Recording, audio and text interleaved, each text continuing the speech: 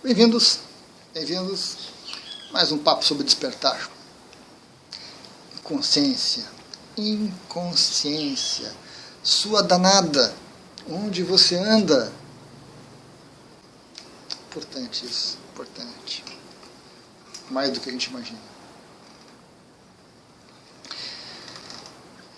Dois aspectos.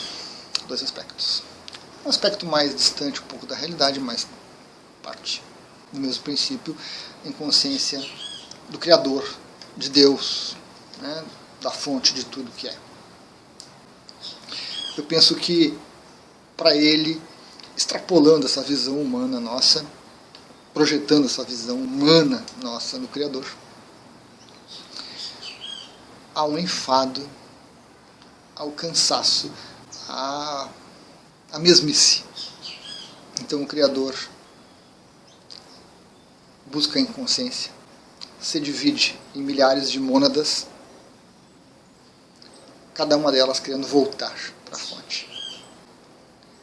E essas milhares de mônadas, por sua vez, para voltar para a fonte, precisam levar alguma coisa importante, levar alguma coisa de útil. Então elas se dividem também em milhares de vidinhas, não só humanas, mas o universo é muito amplo, muitas oportunidades de vivências, de experimentação, de diversão. Elas se dividem, elas caem na inconsciência, elas descem para a matéria e para os vários tipos de matérias, vários tipos de corpos e veículos de manifestação, para depois se reunirem novamente e aí sim voltarem para a fonte, levando essas dádivas, esses presentes, essas experiências todas. Então isso é uma coisa mais macro, né? Big Bang cabe muito nisso. O Criador concentra num único ponto extremamente denso uma semente do universo.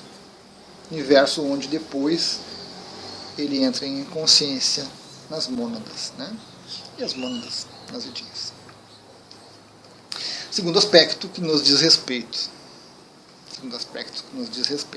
Tem um filme muito interessante que é o Guardiões da Galáxia 2, que tem a introdução de um personagem que é vilão, não vilão, que é o Ego, e ele é representado como uma mente vagando pelo universo. E é muito interessante, ele está sozinho no universo, ele não encontra outro como ele.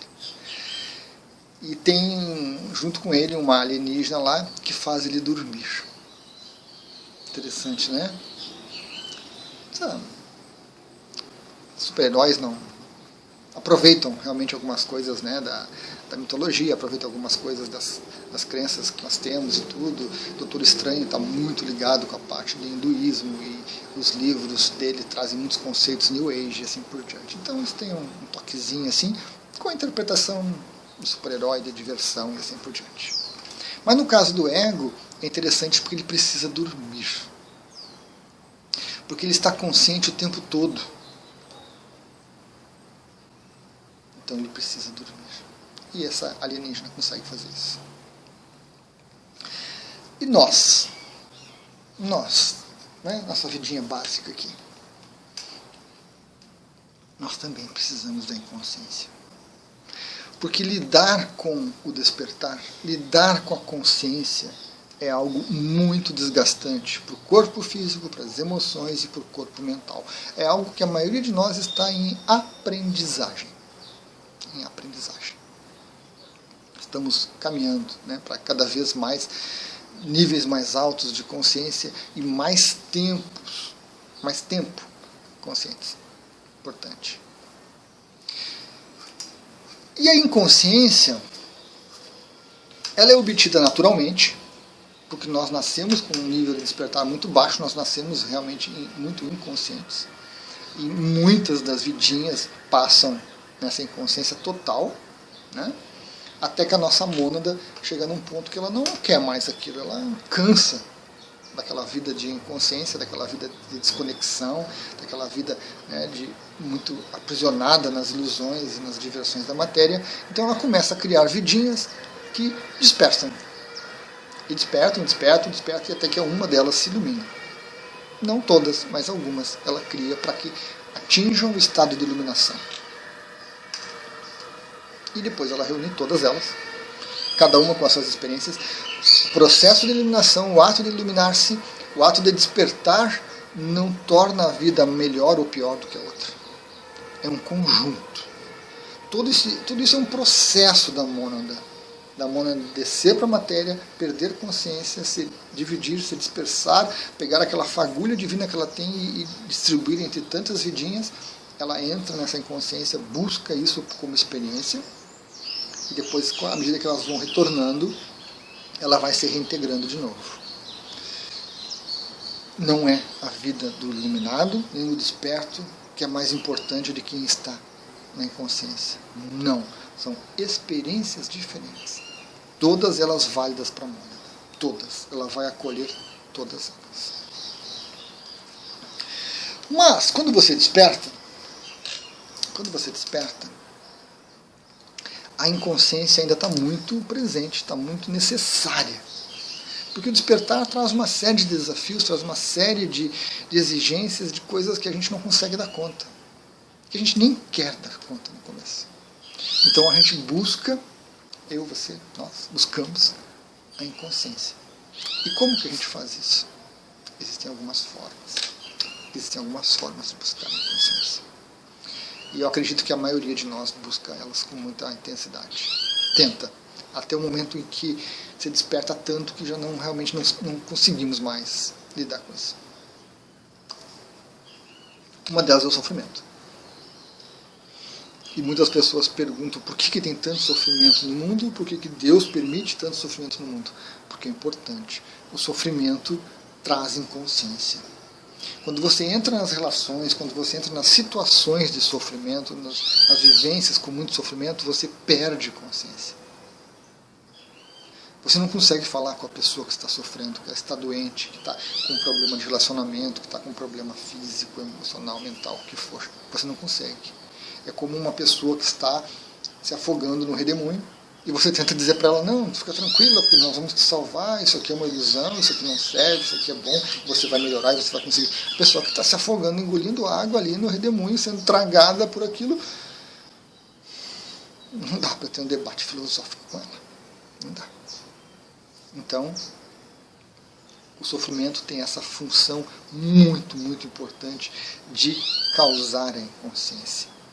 Ele absorve você, ele traga você realmente, engole você, e você se esquece de despertar, você se esquece de iluminação, você se esquece de mônada, de espírito, você está ali naquele sofrimento intenso, mais ou menos intenso, né? Escalas de sofrimento, e você vivencia aquilo com tudo que você pode, com consciência. Quem está desperto, já num estágio mais adiantado, lida com o sofrimento com uma naturalidade fantástica, que nós não encontramos. E quando a gente vê as pessoas assim, a gente acha que a pessoa é um robô, a pessoa é um alienado, é alguma coisa assim, porque como é que ela pode olhar para o sofrimento daquela maneira? A gente não consegue entender. Porque quando você chega num ponto realmente importante do despertar, você vê o sofrimento, você entende as funções do sofrimento, a utilidade dele, não tem como encarar diferente. Não tem como cair na inconsciência. Mas isso é um pouco adiante. No começo, o sofrimento serve. Outra forma de buscar a inconsciência é o trabalho. E aí as pessoas trabalham 10, 12, 14 horas por dia, 365 dias por ano. Porque você se joga com tanta vontade no trabalho, com tanta intensidade, que você esquece do restante. Tudo que vale, tudo que é importante, tudo que é útil é o trabalho. Os mais diversos trabalhos. Desde os mais simples até os mais complexos e elaborados. Se essas pessoas que se jogam com tanta vontade no trabalho se jogassem com tanta vontade no processo de despertar, elas avançariam muito. Mas elas não querem despertar. Elas querem exatamente isso. Que o trabalho supra, que o trabalho dê a elas essa inconsciência em relação ao espiritual, em relação à consciência, mônada, qualquer outra coisa que seja. O trabalho vai fazer isso. E faz com brilho. Com brilho, porque realmente é absorvente.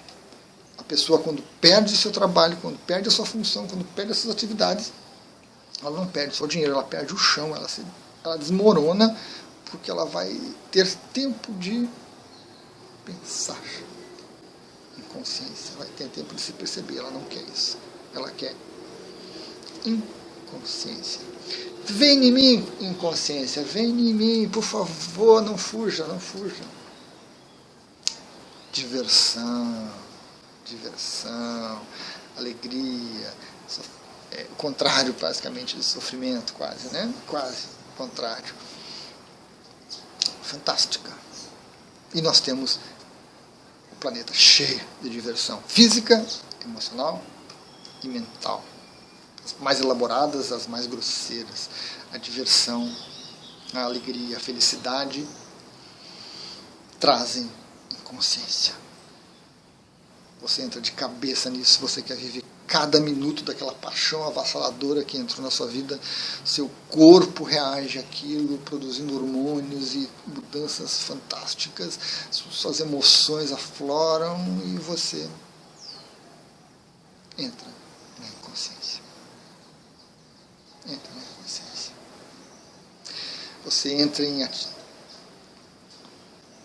processos mentais tão elaborados, em projetos, em ideias, em novos serviços e produtos, em novas teorias, né? E a gente vê muito isso aí. 2020 está iniciando e já tem gente planejando o próximo final do mundo, os próximos contatos com os aliens, quando que as naves vão descer e assim por diante. Novos celulares estão chegando com novas funções. A Samsung anunciou um celular que usa a câmera frontal para simular um teclado e você não precisa digitar mais na tela, você vai digitar em qualquer superfície. Fantástico, fantástico. Tecnologia, fonte fantástica da inconsciência. Então, é um outro meio que nós temos de buscar essa danada da inconsciência. E é muito importante isso, é muito importante. No começo, a pessoa que desperta, né, quem está inconsciente, quem está com um nível de despertar muito baixo, não percebe. Está envolvido nesses rolos todos, nessas diversões todas, são fantásticas, sofre, é feliz, sofre, é feliz. Quando você começa a despertar, você começa a perceber, por que eu sofro tanto? Por que eu entro tanto em furada? Por que eu trabalho demais? Você está começando a despertar, você está começando a perceber as coisas diferentes. E quando você desperta, e você se depara com essas situações todas, você se satura. Porque sair disso é muito difícil, é muito complicado abandonar isso. Basicamente 90% da população do planeta te puxa para dentro da inconsciência, porque eles estão inconscientes. Você começa a despertar, a sua família acha que você é doido, que você ficou louco. Não dá para viver assim, você está precisando de tratamento. Elas te puxam. Não é por maldade nem nada, mas naturalmente te puxam, porque o padrão, o condicionamento é aquele, você tem que seguir. Não tem jeito. E a gente começa a ver isso, e a gente começa a perceber que a gente tem que se impor, que a gente tem que criar limites. A gente entra nas teorias da conspiração 1000, e a gente tenta voltar a dormir, porque estar dormindo dá menos trabalho. Você sofre, você é feliz, sofre, é feliz, sofre, é feliz. E vai passando o tempo. Mas, né, não é tão exigente assim, aparentemente. Só que chega um momento que você não consegue mais. Você se joga tanto, né, na inconsciência, busca tanto esses meios, cria tantos conflitos para entrar em tantas diversões, que daqui a pouco você acaba esgotando aquilo realmente e você percebe que não dá mais, não tem o que fazer, você vai ter que encarar o despertar de frente. Muitas pessoas estão nesse ponto. E estão ainda sofrendo, e ainda estão na inconsciência, porque a mente, além de todo esse nosso entorno aí de pessoas reagindo e nos puxando de volta, a nossa própria mente nos puxa de volta. Porque o despertar, esse trazer mais consciência, vai relegando a nossa mente a um segundo plano, coisa que ela não admite. Coisa que ela não admite. Só que a coisa vai indo de tal forma, e não é opcional, você não tem como escolher isso. A sua consciência já escolheu antes de você nascer, ao planejar a sua vidinha com potencial para despertar, ela já planejou isso para você. Então não é opção da nossa mente despertar ou não despertar. Nossa mente tem que se adaptar a isso.